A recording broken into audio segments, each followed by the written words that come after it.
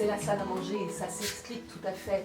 Les Colette ne sont pas appréciés, vous l'avez bien compris, hein, ils étaient tellement différents dans leur manière de vivre que ça choque beaucoup de villages hein, qui n'étaient pas ouverts à d'autres moyens de vivre et d'autres manières de vivre surtout.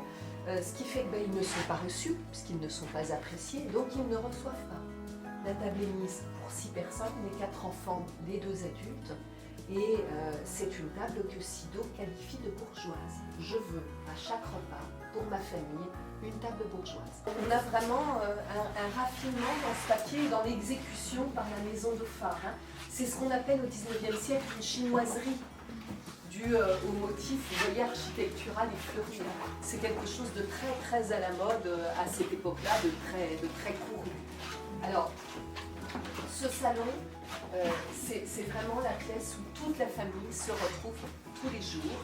D'abord pour faire de la musique, hein, ça c'est le lien essentiel entre la famille. Et nous avons, enfin, l'association a retrouvé dans le village le piano sur lequel tous les enfants Colette ont appris à jouer.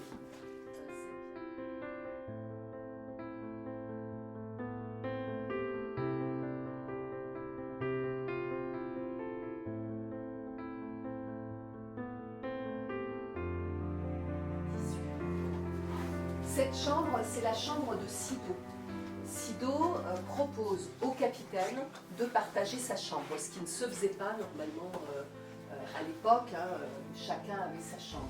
Mais Colette dira, mes parents s'entendaient parfaitement bien, jamais cette maison n'a entendu de cris ou de disputes de leur part, mes parents partageaient tout. Alors Sido propose au capitaine de s'installer dans la même chambre qu'elle, mais surtout pas dans le même lit, précise Sido, ça ne serait pas suffisamment convenable. Et Colette dit, mon père montait les escaliers comme un paix de poudre. Ça doit vouloir dire assez rapidement. Hein. Ce bureau, le capitaine l'occupe à partir de 1880 parce qu'il donne sa démission de son poste de percepteur des impôts. Alors, percepteur des impôts, ce n'était pas du tout le métier qu'il lui fallait. Il était en fait incapable de gérer un budget et les chiffres lui faisaient la plus grande horreur.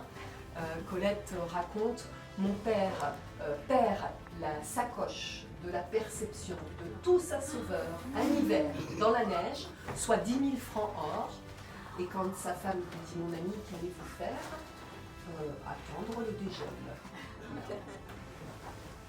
Vous comprenez pourquoi Colette avait envie de venir dans cette chambre bleue, hein, qui est quand même beaucoup plus grande, beaucoup plus vaste, avec 2 grandes ouvertures, une cheminée. Voilà, c'était quand même plus confortable que sa tanière en fortune.